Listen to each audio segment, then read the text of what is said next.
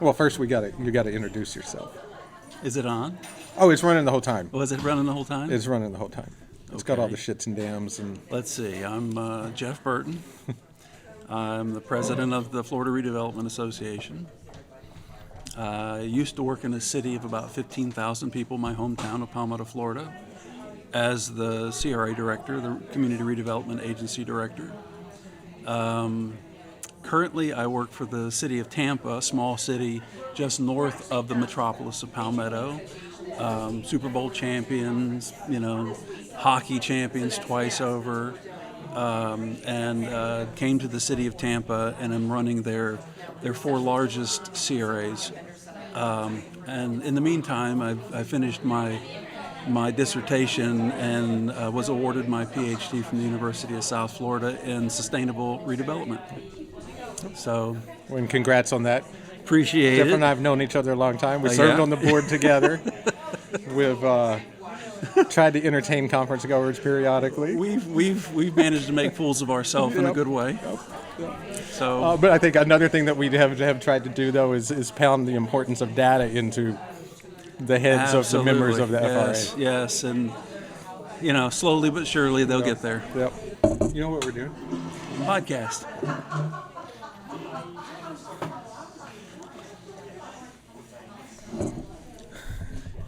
We don't really structure it. So do you want me to talk like a regular person or talk like an elected official and go like this the entire time? Talk like a regular person.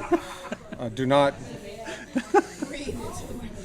Well, no, but that's how you want elected officials to talk into a microphone, because you don't want there to be a chance that you get caught between an elected official and a microphone. So you want them as close as possible. Actually, when Teams and Zoom first came out, everybody's like this except for the electeds. They're like right in there.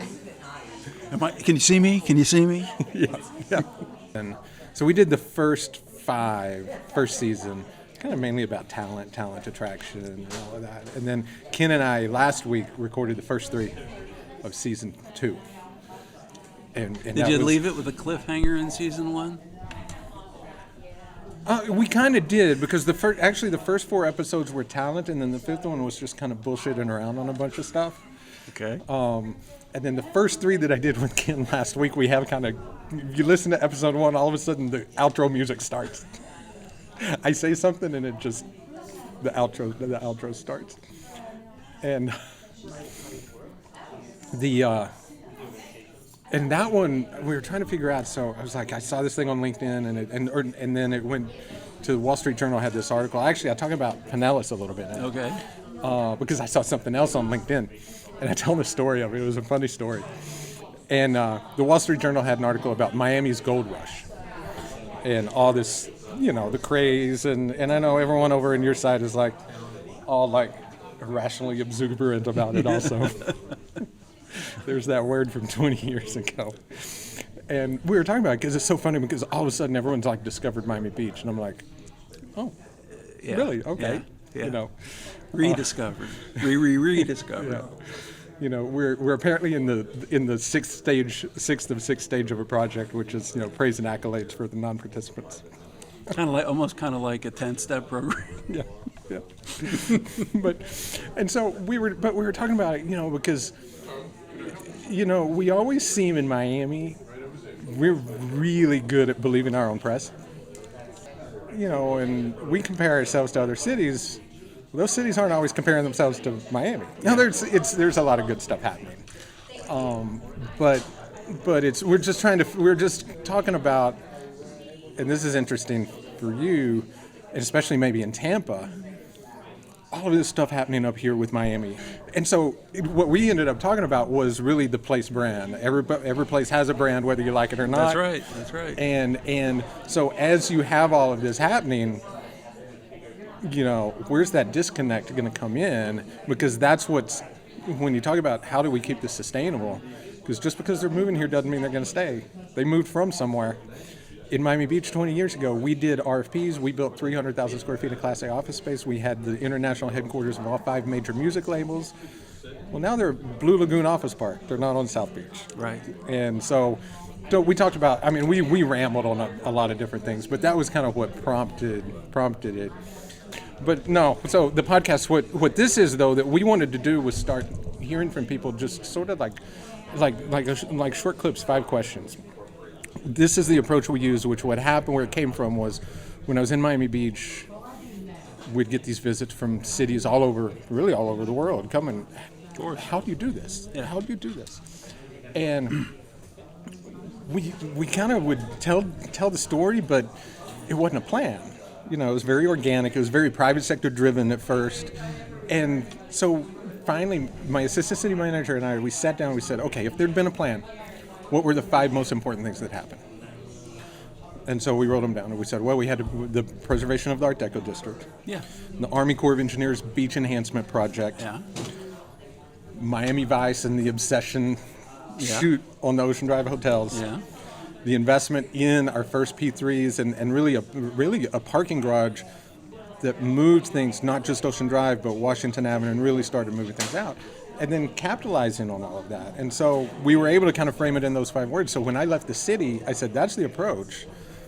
Because one of the things I wanted to do when I left Miami Beach and started the firm was to take the lessons that we learned there and make them relevant to any city regardless of their assets or the resources. Because I would always hear that also. Well, I'm not Miami Beach. We don't have the beach.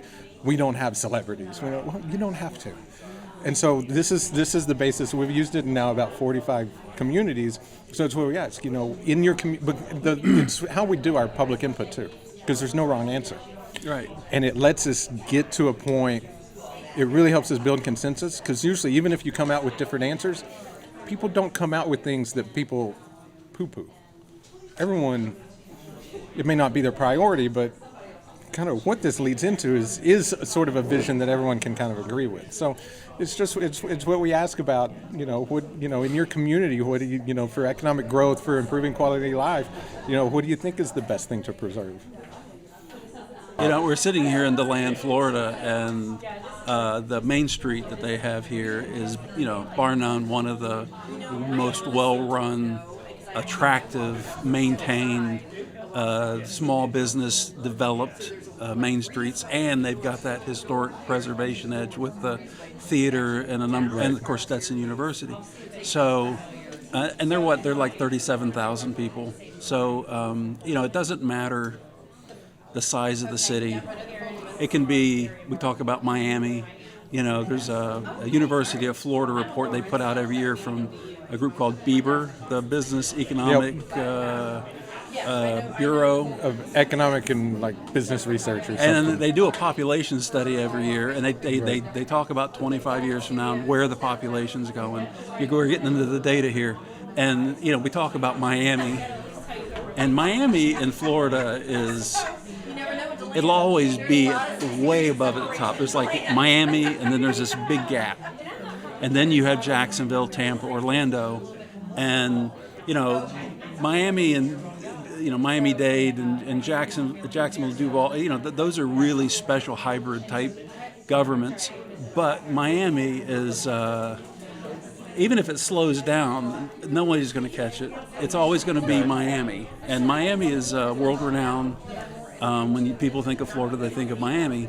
But even I have a friend that's here that sits on the FRA board, Jessica Newman, and she's in Wauchula, Florida. 15,000 people in the county. I love that town. 5,000 people in the city.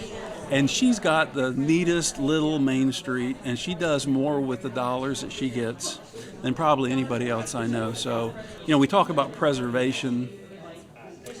There's all kinds of different types of preservation. There's in Palmetto, Florida, the CRA bought the Armory, which was a 1932 WPA project. It was an armory, 2 stories with a basketball court upstairs, red bricked. And then we bought the Women's Club, which was a 1930s. It was the first community building. They built it for $16,000. It was the first theater. And they were... we bought them because nobody else could. Nobody would pay the money, and it really wasn't that they were expensive, but what was expensive was the preservation of them, the bringing them back kind of thing. They'd sat forever. In Tampa, all day long, Tampa Theater, the Paradise Baptist Church, the Jackson House, which is this house that was right down from the Tampa Union Station.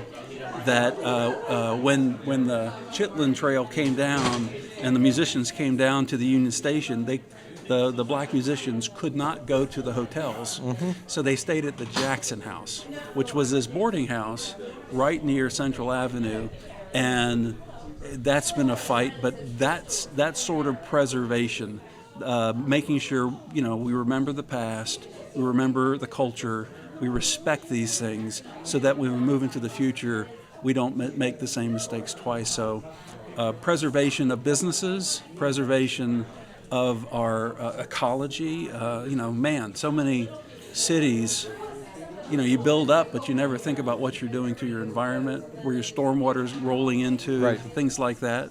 So we really do have to have this more sustainable development way of thinking, and I think it's something that is evolving from just purely economics. So, yeah, and some of the interesting ones on that. I never like to give answers before, because I don't like to. And sure. Same when we go to. I give the Miami Beach example because those are a lot of times not going to be answers that they can give.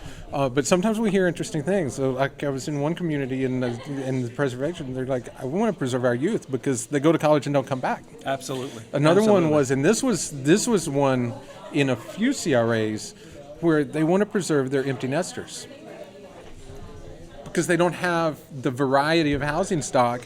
And so when someone does decide they want to downsize, they want to stay in their community, but they don't have any place to stay. So they end up moving away. It's amazing, no community is the same.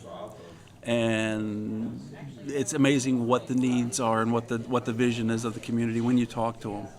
And that's what the business that we're in, that's what we have to always remember, not to put our own perspective on it, but always remember to be the blank slate and listen to the community, even when you go, to me that doesn't make sense. That's one of the things that Ken and I talked, because we ended up talking about housing a lot, and we talked about not just how it's more than affordable housing, it's affordable lifestyles. Yes. And one of the things we talked about is we have to, in our position, be really careful to not impose our preferences as the market preferences. Yep. Well, and it's funny because I just finished this book by Jeff Speck called Walkability. It's been out for probably a decade now. And he was talking about, and we all know these things, but he really put some quantification to it. Talk about living close to where you work, and what it costs to do that versus the amount of money you save by not having a car or not driving or the gas. And being somebody that still lives in my hometown and drives about 40 miles one way to work, I'm like, I could save a lot of money and maybe have a second house near where I work and actually do better for it. And what we were talking about is, and I talk about this all the time, is that these are lifestyle choices. Yes. And recognizing that not everybody has the ability to make those lifestyle choices. Yes. But one of the examples we were talking about, there was an article about musicians in Key West in the Herald not too long ago. And about all these musicians, they work on Duval Street, they're working musicians, but they live down there. Yes. And one of the things that I've mentioned again is, how is it that working musicians find a way to live in Key West, but the people working in Publix have to be bussed in? Right. And it's these trade-offs that you make. But then you've got other people who, the single mother of three who has to take 3 bus transfers to get to the Fontainebleau working as housekeeper. So to me, it's just a conversation about how you be efficient with your resources. So in really the problem, what's the real problem you're trying to solve? So the statute that creates CRA is 163. It talks about, we're there to mitigate slum and blight, and there's this and it says, if the area has a lack of attainable housing or affordable housing, or not even that, it has low to moderate income housing for the population there. So we started thinking in Tampa about, because we do have certain areas that are still CRAs that are not slum and blight as much as they used to. Right. Channel District is one in particular that was a big maritime area. I remember going there as a kid to drop my grandfather off. He was a ship's captain, and it was awful. And now it is, massively. I saw it not too long ago. Yeah, there's money there. but there's a lack of affordable housing there for workers. So what we do is we take and we are using or talking about using our CRA funds to buy down the rents for people that live within that area, Right. so that the barista or the person that works for the cruise line or the person that cleans the hotel, and we're talking about using the HUD numbers versus market rate, and then putting the money back into so when the developer builds the 30-story market rate $100 million housing, market rate housing, we can go to him and say, we want 10% of that, we want 20% of that, Right. but we're not going to ask you to provide affordable housing. You're still going to get your market rate. We're going to buy down to the affordable number. That way, we still allow the private sector to do what they do best. We don't ask them to cheat or to handicap themselves, because on the other end of that, those buildings are appraised by the property appraiser on income. And if you take 20% of the units and you drop the numbers, you just lost increment into your CRA. Right. So, and the funny thing is we're talking about this, and as we're talking about it, Pinellas County, they've already started to do it with their city employees. And so we were hoping to be the first ones out of the box Right. on the west coast of Florida. But, sometimes good ideas come. And in this market, you have to be creative and inventive, because, the average cost of a home in Channel District right now is like, $2,500 a month for 500 square feet. And there's a lot of people that can't afford that. Right. Well, that sort of buy down on those units is sort of an investment. Yes, it is. And kind of one thing we did in the Grove, in the West Grove, not the CRA plan, but in the affordable housing work, kind of is a combination of invest and enhance. What we did is we worked with a planning firm, and it's the way we work just internally, even with our planners and designers, but this was a much broader firm. And what we did is we built a model where we were testing the financial feasibility of these different types of projects, and duplex, fourplex, low rise, high rise. We probably tested about 6 different types of project, and we built a model. So first we started with the financial feasibility model. What's the development pro forma? What are the rents? What are the expenses? Right. What's the IRR? Are we hitting where we want to hit? But then we added into that model the land use regs. And so we're able to test both incentives and regulatory changes together, giving the city so many more options, because maybe if added density or reducing parking or smaller unit size or whatever those regulatory changes are can get through. In some neighborhoods they can, and some they can't. But if they can, then maybe you don't need 75,000 per unit subsidy. We can get you at 25. Right. And so really trying to test different things through there in kind of merging the incentives with those regulatory enhancements. We were doing a single variable. We were using just the market, and we weren't using the return on investment. We were using cap rates, because it was simpler. We do have the cap rates in sort of as we flow it out to the like a 7-year buyout or a 10-year. Yes. Yep. Yeah. And so we were because the question became, this was in Fort Myers. I was doing some work for them, and do the developers actually need the incentive? And at the beginning of this uptick in the economy, a decade ago, the answer was yes. They did. People were going to take a risk, and but that risk also means reward. If you take the right risk, you're going to make the reward. And there were developers that came in and they got incentives, and they have since, stabilized their properties, and they made a beautiful return on their investment. Right. And as CRA people, we ought to be like clapping our hands, because when they sell that sale goes back to the property appraiser and our increment goes up. But at the same time, the board has to look at it and say, but do we need to be giving an incentive? And if we do, what kind of incentive do we need to be giving? And I'm glad to see that you're doing that, and it's interesting to me because I never thought of it, tying in that other variable of the regulations. That's that just, you got me thinking a second ago, and it's like, son of a gun, he's ahead of me again. That's what we do. Camilo over there, we sit and we do, when we look at our opportunity sites, we call it, I need to trademark the name, we call it fitment and feasibility. So we literally sit together, and he's doing the site plan, and he's doing the math, and he's looking at the code, here's what I can build, and I'm making my changes and my edits in the financial model. And then I start just asking him, okay, what if? And so he starts testing code changes and seeing how we can get, what sort of different balances we can get in it, and just say, okay, we think these are some regulatory changes we can reasonably suggest to, Yes. to the city. Sure. And see if they can go through. Absolutely. And try and move it forward that way. Because the problem I have with, I see sometimes with incentives is I kind of view, I always explain the difference between economic development and redevelopment is this. And everyone has their own definitions. But to me, economic development, this is that Miami stuff that's happening now. Economic development, or it's Bala Harbor Shops, or today Lincoln Road, but not the Lincoln Road of 20 years ago. Right. It's a place where the private sector is taking advantage of market conditions. They're capitalize right there. Right. They're capitalizing on market conditions. Redevelopment is where you have to come in and change market conditions because they're not working. They're not delivering what Right. there is. And that's where incentives, and that's where those gaps, filling those gaps comes in.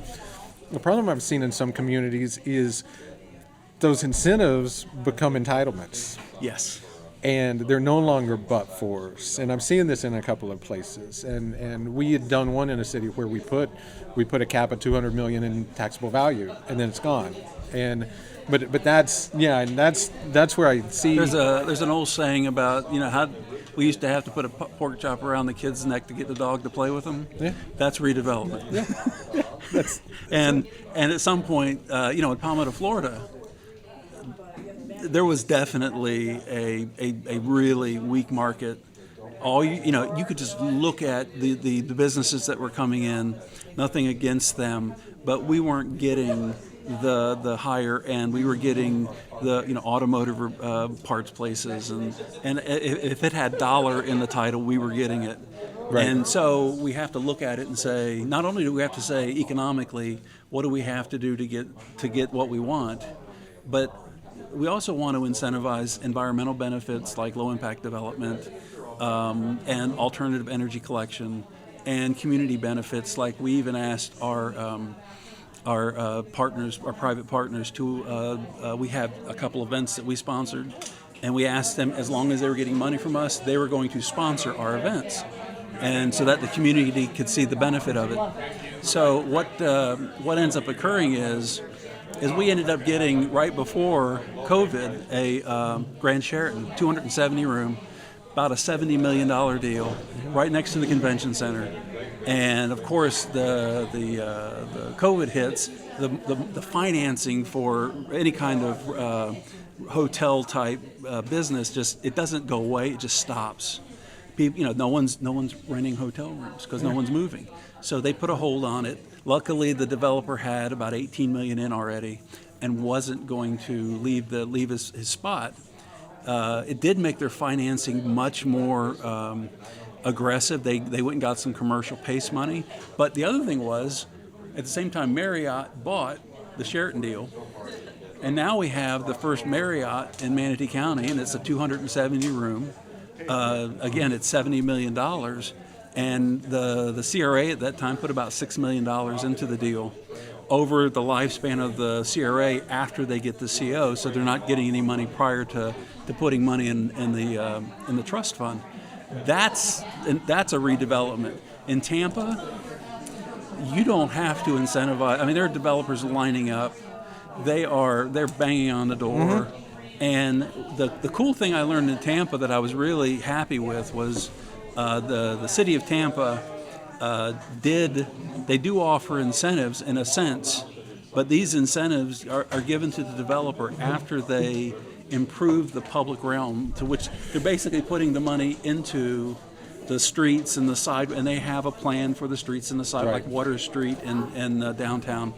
And so all the money they give to the developer is actually being applied to the public space, which is owned by the city. Right. So it was like, I can enjoy that. And the other nice thing is, Nothing against the public sector, but it gets done faster. Right. And since these are streets that are tied to their buildings, they tend, I think, to get done a little nicer than what we would do. Get done a little nicer, and they're more like, even if formally they turn over their right of way and their maintenance responsibility of the back to the public sector, they still get their love Yes. that they otherwise Yes. wouldn't. We Yes. do that in North Miami and the CRA. There is a TIF incentive to help fill that gap, but there's an infrastructure grant, and it's for these public infrastructure elements that are going to have to be done. Yes. So the talk about Miami.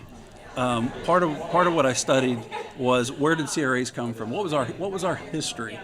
And I went all the way back into the 1800s to find the origin of the word slum. The 1920s, the word blight first appeared, but the state of Florida, they were using urban renewal agencies that you had to go to the state, get permission to have one. Daytona Beach had one. They got in trouble. Tampa had one in the 50s, and in the Miami wanted one, but apparently because of the charter, they weren't allowed to have it in the 60s. So they decided to ask their state legislators to come up with something different. And in 1969, they adopted the Florida Redevelopment Act 1969 and created CRAs. And in the Senate, when that was done, was my future city attorney in Miami Beach, was the senator, and who used to always remind me with a finger jammed into my chest that he wrote that blanking law. Yeah. Which, by the way, Janet Reno was a state attorney on that lawsuit, which I ask college students all the time, how many of you know who Janet Reno is? And the last time that I did it, this little girl raised her hand in the back, and she says, "Isn't that the lady that Will Ferrell used to make fun of on Saturday Night Live?" And I said, "Exactly, Janet Reno's dance party." And I said, "But she also was the U.S. Attorney General under Bill Clinton." But then, just to kind of get a baseline, I asked them all who Fred Flintstone is, and they all could raise their hand. So that tells you about the redevelopment of our youth today. So, again, Miami is usually, when people say, why did this happen in the state of Florida? I just say Miami did it first. They wanted it, and they got it. But Miami really was the origin of redevelopment. Yeah. So one thing I learned recently was, increment revenue didn't come into play in 1969. That didn't come till later. But there were two failed state referendums to have TIF applied statewide that failed. And they finally said, let's run it through the CRAs. Yeah, because the TIF came, I think, in either 73 or 77. Yeah. South Point in Miami Beach was the first CRA. And it was created in 77. The agency was created in 73. Yeah. But what's interesting is it kind of came out of Miami. Redevelopment in Florida came out of Miami, but really it didn't happen the way it was intended to happen, or where it was intended to happen. Because what happened through that, so the Miami Beach Redevelopment Agency was created. You had South Point then was created in 77. It's a lot of controversy with the original board and a lot of things. I have on my wall in my office this 1982 Miami Herald article called, and it was an 8-page insert, and it's called South Beach, Where Dreams Die. In the cover, this big picture of this old woman looking through the door with the chain over it. And the city ended up taking it over. But what happened was, they wanted to redevelop South Point to the point there was a building permit moratorium. You couldn't pull a permit to do anything, even repairs. But in the meantime, while that's happening and nothing's happening there, these entrepreneurs discover Ocean Drive, and these other entrepreneurs discover north of that area and Washington Avenue and the beach. And so all of this starts building momentum that eventually just got to the point the city had to kind of get on board. And then everything just really picked up speed then and led to sort of South Beach. But they were playing a waiting game. And I think the developers were just kind of licking their chops, waiting for everything south of 5th to become available. Were they going to use eminent domain like an urban redevelopment? Were they going to go in and slum clear and then turn around? It was still a just urban renewal model that they were going to come in and do. Some of that Robert Moses stuff from New York. I still have some old plans. There was some of the old plans from there. There was one that I have that everyone knows, which was they were going to do that and they were going to make it into a Venice of canals. Really? We're going to dredge canals all through it and turn it into a Venice. I have another one where they were actually recommending to build a mountain with water slides coming That's down Miami. it, You know, and something, you know. and like parking inside the mountain. Absolutely, Yeah. absolutely. I mean, you know, we can do anything when we're in Miami. That's just the way it is. So you know, I'd be remiss if I didn't say that, you know, CRAs. You know, there are a few of us out there that we know too much, and we geek out when we talk. Yeah. Thank you, Jeff Orrs. And but there's nothing else like it in the state of Florida.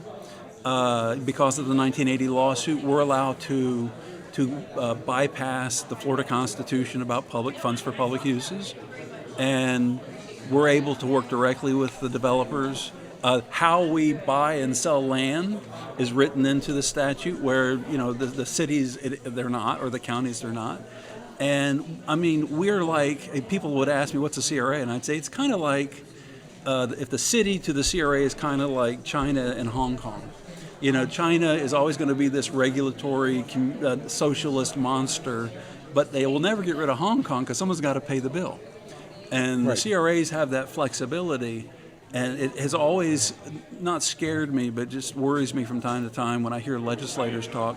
They really don't understand what was created, and I don't think it really was what they wanted when they created it. But, you know, it's all about the golden goose. That's right. And you have to be careful to not get into that, well, it can't happen here type thing when you watch something like redevelopment in California. Yes. Now, they're all different throughout states, but what I find is we have one of the best models. You know, we've got partners and we're doing work, and we've got, like, I'm going to Alabama next week. We're doing a project in Ohio, Tennessee. Like, Ohio and Tennessee have TIF, but it's projects. Yes. It's not area. Right. And it's really, you know, it's and we talked about this on the episodes last week, and Ken pointed out, it's like, you know, you're doing TIF for projects, but you're not taking advantage of the value you're creating is not in the project. Right. It's in everything around it, and Yes. you're not capturing that value. That's one of the things I looked at was I looked at redevelopment laws across the country. Looked at and they had to have slum and blight in them because there's a myriad of all kinds of redevelopment laws. Looked at brownfield laws and looked at a TIF as defined by there was an association that did a study on them, and Probably CDFA. it was CDFA. Thank you.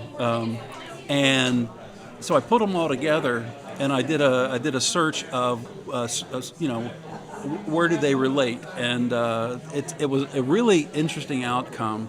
But, you know, Florida, you know, California, they kind of did themselves in 2013 because they had all the money. And when the state, their creator, came and said, we need to talk about this, they said no. And 2 lawsuits later, they're all out of business. But, you know, and I was talking to somebody that ran an RDA in California, and I said, well, you know, we've kind of answered some of those questions. Their school boards in California had to pay into their increment or their TIF. And in Florida, you know, pretty much everybody's been exempted. It's just the cities and the counties. Right. And we have to make sure, if we're with a city, that we really do talk to the counties and find out what is it you also want, because, you know, we'd rather see them as partners than as adversaries. And when they are partners, like we did a $7 million pool in Palmetto with Manatee County, the best pool in Manatee County. Yeah. That's all I cared about. Yeah. And it was in a low-income area that kids needed to learn how to swim. And Manatee County, they were cutting the ribbon faster than we could. Yeah, and I think you're right. I think it's something that we've learned, you know, coming out of Miami Beach. We had a lot of hostility at times with the county, and I think that a lot of the hostility between Miami-Dade County and its CRAs at the time, and even statewide, came out of Miami Beach. And it really came down to the success that we had and how big those checks we're getting that we're having to go out. Yes. But it also, and we didn't see it. I never thought about it when I was there, but it's after I left and thought about it more and really started thinking in hindsight that we really did instigate and cause that as much as we. There's a lot of times, and I think I don't believe anyone who tells me it's not the case in their community. There was plenty between Miami Beach and Miami-Dade County that had nothing to do with the CRA that was impacting that relationship, Right. and it impacted the CRAs. And I was in a place not too long ago where I asked that, and they said, no, they're very good at segmenting. I'm like, I just don't buy it. I think you do, butterfly flaps its wings and the county sues the city. Chaos theory, yeah, And- exactly. But once I thought about it, once I had left, and I have to play nice with counties because I work for a lot of CRAs and ones that don't have the leverage that we had, say, in Miami Beach. And once I went back, I was like, we did not treat the county as a partner at all. I mean, we really didn't. They were, where's your check? Yeah. And that's it. And so, and I think it's part of that. I mean, we've gotten to a really good place in Dade, and Dade uses CRAs. They've got their own, but yeah, it's a lesson I always take to any of my new CRAs I'm working with is the county's your partner. I have sat with city councilmen who are the CRA board, and we're talking about a partnership with the county on something, and they say, "But that's our money." And it's funny because that particular CRA, the county paid more into the trust fund than the city did. Yeah. And I'm like, it may be your money, but they gave it to us. Right. And we really need to be nice, and we need to be thankful. Yep. Because they could go up to Tallahassee, and they have an association just like the Florida League of Cities, and they could start really and that's usually what happens. It is funny about Miami because for a long time, if there was something coming out that was friction, it was Miami, Yeah. and it's like, come on, Miami. All of a sudden, it stops, Yeah. and it's like you never hear anything coming out of Miami anymore, and you just don't ask. You just kind of turn the other way and walk away and go, as long as they're happy, then the rest of the state will be happy. Of course, that's not the case. You get Alachua County, you get Volusia, yeah, you still get some of them that, and Broward. and we have to really work hard to be accountable. Yep. We got the word expose here, We have to be an open book to everybody about what we do, why we do it. And, really, it's funny because where I work now, I write policies and I reference the CRA plan and I reference the comprehensive plan. And I mean, if the city has something written about something and it's something that applies to us, I'm pulling it all in. Right. Because I want, if anybody comes and opens that book and says, what's this policy about? I want them to see it's in the statute, it's in the CRA plan, it's in the comp plan. That way, they can argue about a lot of stuff, but they can't argue about the validity of what we're doing, Right. the intent of what we're doing. Yeah. So, and it, that's just something that it's good policy. Right. It's just, and we both know we go to places and they want to build a mountain. I use the term, well, we could build a rocket ship. Oh, but it's not in your plan. Gotta change your plan. So how do you do that? Okay, we can start the process today.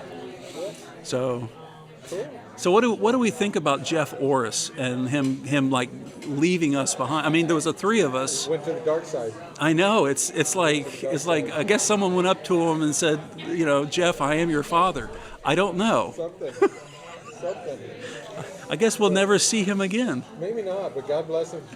He's enjoying what he's doing, I guess. Well, one thing he did leave us with, if it's not in the plan, you can't do it. It's one of the things we talk about is he did leave us with that. And one of the things we talk about a lot is especially as I'm doing data, is to always be coming back to the point that all of these preferences are individual.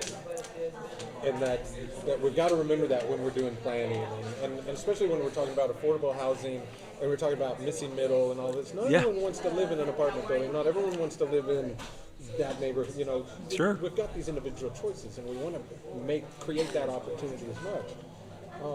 And remember that other people make choices for reasons you can't fathom, like the choice Jeff Orris just made. Yes. He did go to the dark side. I'm just waiting for him to come running out of there. 17 years to escape that side. Well, he's. We talk, and I know you talk to him too, and it's fun to just pick on him, and he. I still call him every once in a while, and hey, what did you say about this? What did you say about that? Same thing I do with you. Yeah, but it's definitely a great game for Delray. Oh, yes. I'd be remiss in not reminding everybody that October, it'll be like the 11th and 12th this year because we had an issue with the hotel. At the Daytona Hilton on the beach, we have our FRA conference, and this will be the last year for Jan Newton, who used to be Palan. This will be her That's last right. so if you need to come by and see her and wish her well, she's retiring. And then, just want to make sure everybody shows up to that. And It's going to be a good time. It's right down the street It's like in Daytona. 20 miles That's from- actually where I'm staying during this conference. And we're gonna have, we're a sponsor and an exhibitor, and we're gonna have a very fun theme and activities at our booth. And I hear Oris is going to be there, so maybe on that Friday morning, if we don't, if we have we can do the Three Egos. We can reprise. Yep. Yeah, that was a scary. Yep. Everybody laughed. Standing though. room only. It was, who was? But we're up against the attorneys. It's not a Yeah, it's not like low hanging fruit. right. So I think half the attorneys came to ours. oh my gosh! So that's coming up, we've got our ears to the ground in Tallahassee. There hasn't been any CRA bills coming out, so thank goodness for that. And Yeah, it seems pretty quiet. I know I travel around now and then, and we'll hear a board member and elected official, they're coming after us this year. they've been pretty busy But with other things. I think of they've late. got some other things, yeah. And as long as they stay busy with that, then the best thing we can do is, like my father used to say, don't do or say anything stupid. Yeah. Just let's all just keep it quiet, and That's right. and we'll all be okay. We're at the Main Street conference, and one of the things that a couple years ago we mapped all the 85% of the CRA areas in the state, all the boundaries, and then we were able to overlay other data on top of Right. it. So at the time there were 53 Main Street programs, and we related them, and we found that 79% of the main streets are in the CRA. Okay. And why is that interesting is because one thing I've learned doing this for as long as I have is you build this beautiful project, you spend this money, you get grants, partnerships with FDOT and SwiftMud and everybody, you build something really pretty, something really nice, and you turn it over to the local government. And if you're not aware, the local government does things at the lowest cost. I mean, they go for the lowest bid. That's what they do to provide service. CRAs, we're above and beyond. We go and we are the artists and the creators and the thinkers. Total value. Yes. And so at the end of the day, you give them this great project and they're going to maintain it for you at the lowest value. Nothing against that. That's what they're supposed to do. But your trees start dying, your bushes start dying. And to me, when you have a brand new streetscape, what do you do with it to make sure that it gets that sustainability? And the solution that I have found is the Main Street program. Yeah. So, they will have a voice. If they're tied to a CRA, there's a partnership there. They do events. They get the businesses together. And again, when we talk about Wauchula, Florida, and Jessica, I tell people all the time, you can practically eat lunch off of her streets. Yeah. Well, it's the main streets that are, having worked a long time in Miami Beach and that, but I come from a small West Texas town. And, the main streets, and so when I look at the different conferences we go to, and we look at the attendee list, and when you look at the main streets and you look here, there's some places that are already clients and places we work, like Homestead. But when I look at a League of Cities list of attendees, okay, I'll highlight this one. I want to talk to this one. Down here, I want to talk to this one. When I look at the list for here, it's okay, yes. It's like highlighting every single place that's coming. Yes. These are the places I really enjoy working. And in fact, like Wauchula, I with the office over in Newport Richey and with working in Bradenton, I'm making that drive a lot. And I always plan. Every time I go from Miami to Tampa, I go through the Heartland. I don't take 75. Right. And I either go through LaBelle, or I go through Arcadia, or I go through Wauchula, or I go even up to Lake Wells and over. Yeah. And because I just love these communities. And one thing I've been doing we launched it a couple of weeks ago, is I'm giving myself time, and we're stopping, and we launched a YouTube channel. We launched an aerial channel because we've got two, myself and another one of my team members are FAA certified, which you have to be. Yes. Or you can get in trouble. And so I pull over, I see these cool downtowns, and I'd stop, and my goal with the YouTube channel is to get every cool place, every cool downtown in Florida up on there eventually. I've put a count, I posted it the other day. I've been to over 100 communities this year in Florida. Wow. I haven't been able to do the video in all of them, but yeah, I mean, those are the places. That's where you're, hands dirty on the ground. You're not working with having the beach right there and the celebrities right there. You're actually implementing, things that have to be grassroots. implemented. Yeah. And there's not a lot of money. Yeah. But there's a lot of determination. And it's where everything is about that place brand we talked about. Yeah. And what makes places people want to be. It's how it looks. It's the aesthetics. It's the social offerings, the activities, the opportunities to engage with each other. It's open and welcoming places. I remember I had another consultant, and I'm not going to say the city we were working in, but it's not far from here, and it's not the one you're thinking of. And the manager said, "Can you boil down the economic development plan in one sentence?" And she leaned over and she said, "Yeah, clean up your fucking city." Jeez, that'll do it right there. It's like, that is it. Standards. Because this is a city that has huge opportunities. Yeah. And lots of stuff happening there. Yeah. But not everything that needs to be happening there. And that is really what it came down to. It's that impression. I always describe it as, if you think about investment, and you're a data guy, we can do all the due diligence we want. We can do all the data we want. We're going to build an office building, buy a house. We're going to look at schools and crime rate. We're going to go to invest in dinner. Right. We're going to look at Yelp. Everything works out. But when you get there, if you're just not feeling it, you're not going to pull the trigger on that price. It's like what I said to Ken the other day. I said, listen to Warren Buffett describe why he invests in railroads. And you're not going to hear him talk about data. Right. It's that last. I call it. It's the think and feel. Right. That is sort of that last thing on the decision tree, after everything else makes sense. Right. And so the data, all of that is important. For the smaller communities, especially, that becomes important. I worked with a hotelier that he would crunch the numbers. He would look at in the hotel industry, they have beautiful data. Yep. And he would say, I'm 80% there. I'm 80%. So how do you get to 100%? He says, I go to the hotel and I go in and I use the restrooms and I see how clean the restrooms are. And is that data? It is. It's very anecdotal.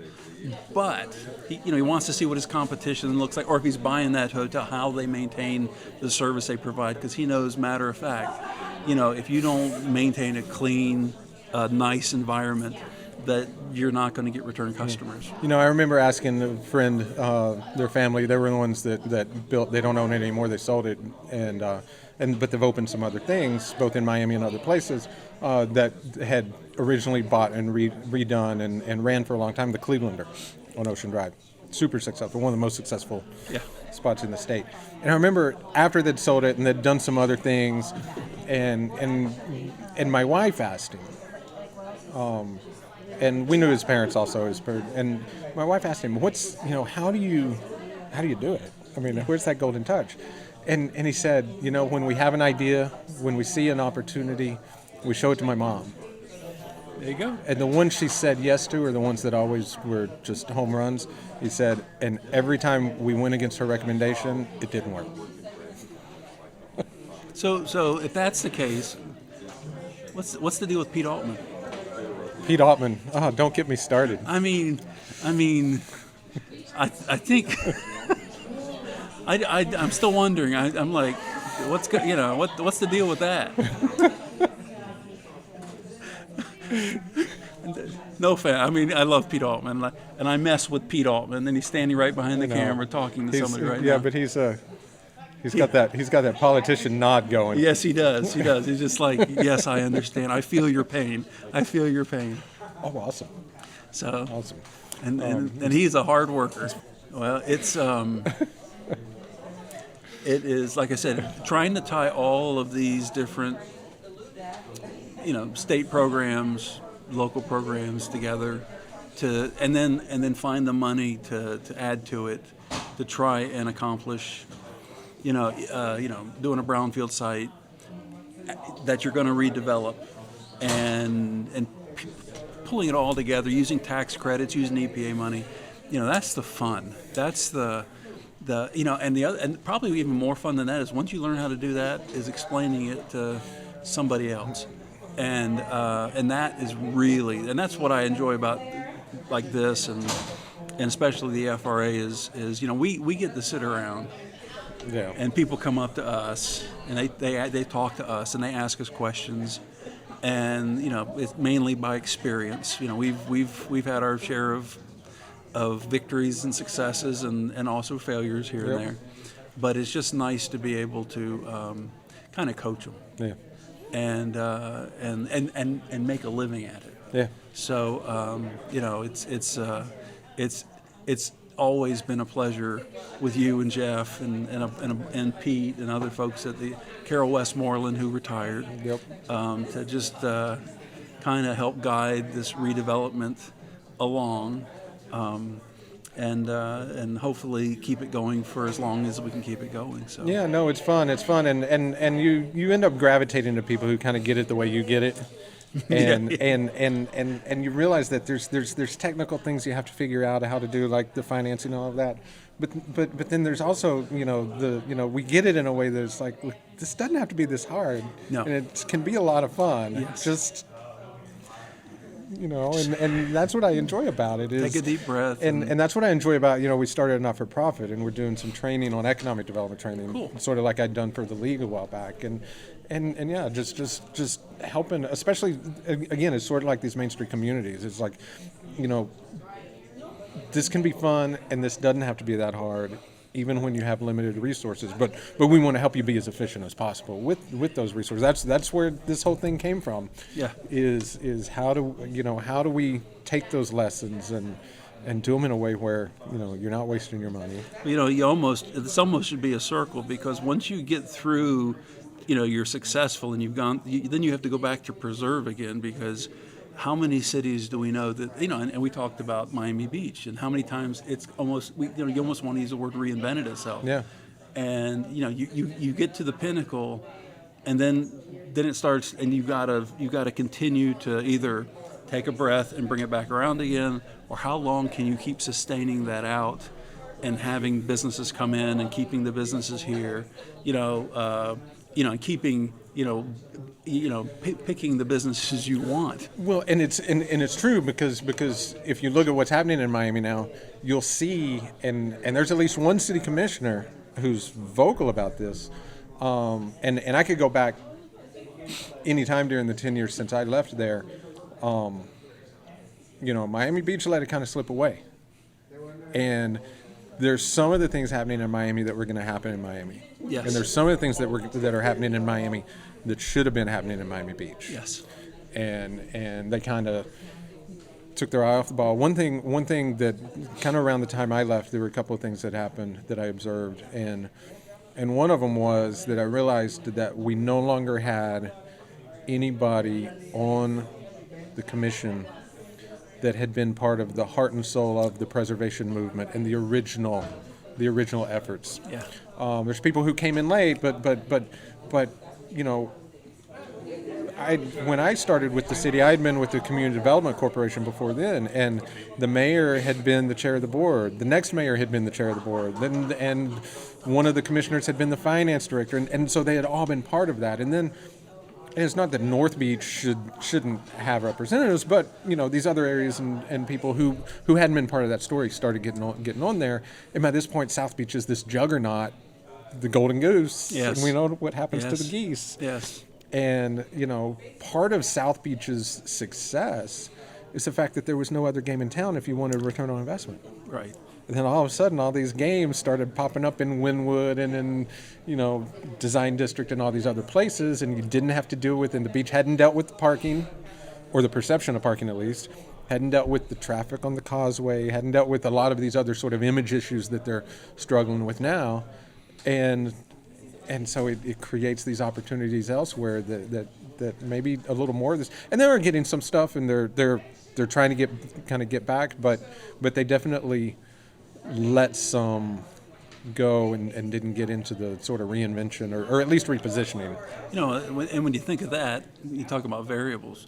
There's that variable of where are you with where you want to be a success, and at the same time, generations change, and obviously generations have different perspectives. So the people that were there that started it, they had a perspective of what Miami Beach should have been, any city should have been, and then the next generation, and of course their sensibilities are going to be completely different. Now I have daughters in Gainesville at school, and I ask them questions all the time because their generation, they have a completely different mindset than our generation. Yep.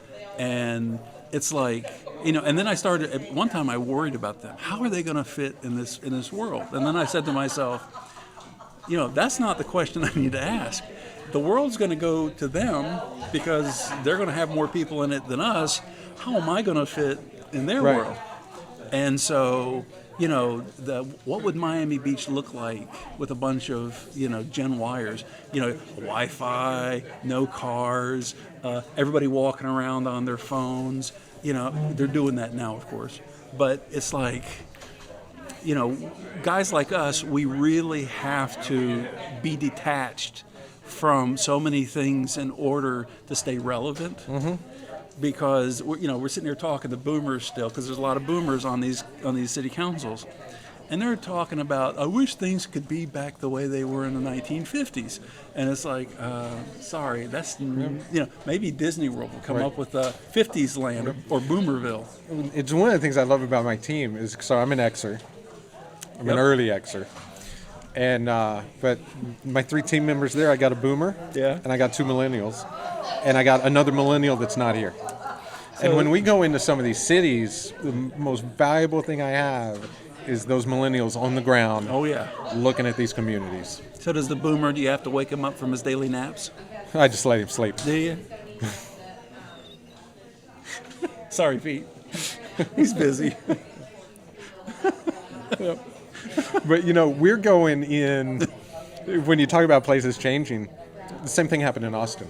Oh yeah, keep Austin weird, love Austin, it. And they just move further and further away. And Austin's struggling with it. I know somebody that I've been talking to recently in the who's in the music industry, and one of the places I've been really interested in working for a long time is in the Nashville area. Yeah. But more in sort of the ring cities. Again, the cities that are dealing with the growth of Nashville. Right. But an opportunity came up about a month ago. They had an RFP out for a corridor plan and a couple of things. Not their big economic development plan that had been awarded, but they had another one. So we looked at it, and we partnered with, we created a big dynamic team that included someone from Austin who's kind of seen that and understands the music side of a city, but beyond the music industry, but has a lot to do with identity, just like in Nashville. And we weren't selected. But the argument we were making is that we're coming to this team that's got all of this experience in Miami Beach and in Austin that are places where that kind of went past the point of no return. Right. And that Nashville's not there yet. Right. And that there's a lot of lessons that can be learned here. Sure. And you know what? It could be even things that are relevant for St. Pete and Tampa. Absolutely. That there's lessons from these places that can be learned from a place like Miami Beach or even in Austin or some of these places. I had to go to Austin for work, and going through Texas, don't mess with Texas, don't mess with, and then you get to this little mecca that is Austin, and the don't mess with Texas sign stop. Yeah. And then the keep Austin weird. So I go into Austin, and I get off the plane, and they're like, so what would you like to do? I said, I want to go to the Austin city limits and hear some music. And they all started laughing at me. There's no such place. I said, there is. I saw it on TV. They're like, no, that's just a studio. There's actually no such place as Austin city limits. I'm like, son of a gun. And it's just, and I think it's again those different perspectives. Yes. Because you go there and you hadn't been there, you see it, it's cool. People who go to Miami Beach love it. It's not the one. It's not my Miami Beach. Right, and mine's the one that matters. Right. And that's what you hear from these communities. And so that's what one of the things I think is relevant to, like a St. Pete and a Tampa and a Nashville, is because you are the ones there, and it is the ideal it is the place you're going to remember. It's going to be the place you're going to wish for in 20 years, Right. and you're going to think has been ruined. Yes. And so, what's happened in these other places that can kind of help mitigate some of that impact, so that it's still a place you want to be in 20 years? Because me, I don't want to be in Miami Beach. I mean, it's not your Miami Beach. I mean, I will tell you that when I do go down there, which is very rare, there are places and spots I'm right back in my neighborhood. Right. I'm right back there. Right. But overall, just with a lot of things, it's not enough that